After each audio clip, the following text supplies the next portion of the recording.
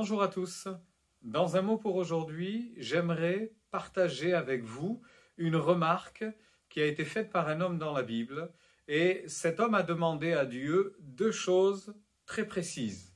Il va s'adresser à Dieu en lui demandant ceci: ne me refuse pas ces deux choses que je te demande maintenant, ne me les refuse pas avant que je meure. Ne me donne ni pauvreté ni richesse. Il n'y a pas beaucoup, évidemment, à réfléchir pour comprendre que la pauvreté, c'est une tragédie pour n'importe qui.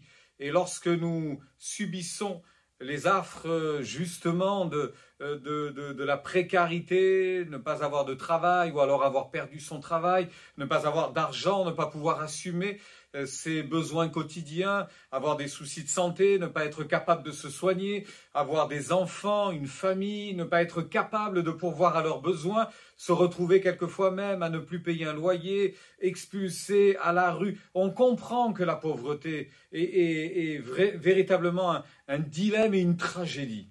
Ce que l'on comprend sans doute beaucoup moins, c'est cette deuxième demande de cet homme, quand il dira « ne me donne pas non plus la richesse ».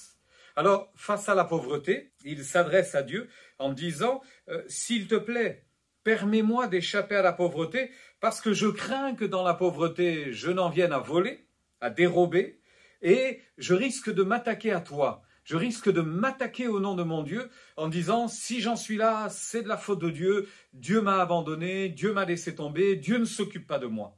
On comprend, malheureusement, de tels raisonnements, même si on ne peut que réprouver tout cela, mais on comprend tout le malheur qui peut être engendré par la précarité, par le fait de ne pas avoir de quoi subvenir, même à ses besoins élémentaires, et on comprend que quelquefois l'amertume s'installe dans un cœur.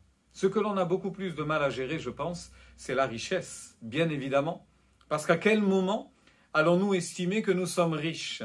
À quel moment allons-nous estimer que nous avons suffisamment d'argent et que ce n'est pas la peine de courir après en avoir davantage? À quel moment est-il possible de dire « Seigneur, tu m'as largement donné de quoi subvenir à mes besoins, je ne vivrai pas dans le luxe, je ne vivrai pas dans l'abondance et dans la surenchère, la surabondance, mais au contraire, tout ce que j'ai et que tu m'as donné, je veux que ça serve pour le bien commun, pour le bien de tous. » Cet homme, dans la Bible d'ailleurs, a eu une remarque intelligente, je trouve, parce qu'il dira ceci: « Ne me donne pas de la richesse, de peur que dans l'abondance, je ne te renie et ne dise qui est l'Éternel. » Ça met en évidence une réalité, c'est que la richesse, quelquefois, peut nous éloigner de Dieu, sous-entendu, je suis riche, je n'ai besoin de rien, je suis à l'abri, il ne me manquera rien. Quand on est riche et qu'on est malade, on peut se faire soigner. Quand on est riche et qu'on casse la voiture, on peut la remplacer. Quand on est riche et qu'on a des difficultés au travail, on peut se permettre sans doute de lâcher ce travail et d'attendre tranquillement d'en trouver un autre quand on est riche.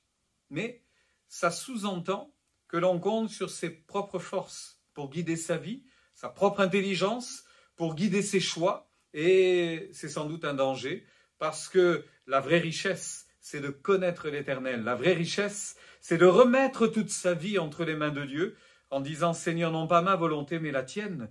Je ne veux pas vivre la meilleure des vies que j'aurais pu souhaiter, mais je veux vivre la meilleure des vies que tu as choisies pour moi. » Alors, que Dieu nous accorde sa grâce.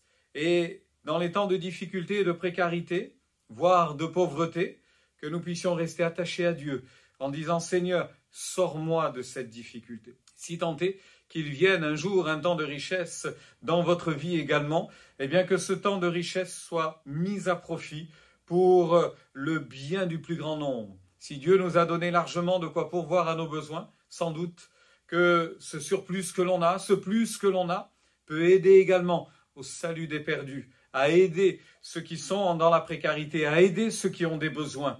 Alors, que Dieu nous fasse grâce et que nous soyons toujours dans le nécessaire, toujours dans l'équilibre du nécessaire et à ne pas rechercher ce qui n'est pas nécessaire. Quelquefois, on a échangé le nécessaire contre le futile, l'utile contre le futile, ou l'indispensable contre l'accessoire. eh bien que Dieu nous permette de toujours remettre notre vie entre les mains de Dieu, en sachant que notre Dieu pourvoira toujours à tous nos besoins selon sa richesse et avec gloire. Oui, je vous le dis et je vous le redis, avec Dieu, nous ne manquerons de rien. Pour les besoins de notre âme, nous serons comblés. Pour nos besoins spirituels, nous serons comblés. Pour nos besoins matériels, nous ne serons sans doute pas comblés comme nous l'imaginions. Nous n'aurons pas peut-être la meilleure des vies, les meilleurs plans que nous avions prévus pour nous. Mais si nous entrons dans le meilleur des plans pour notre vie, ce sera la plus belle des récompenses et une grande satisfaction.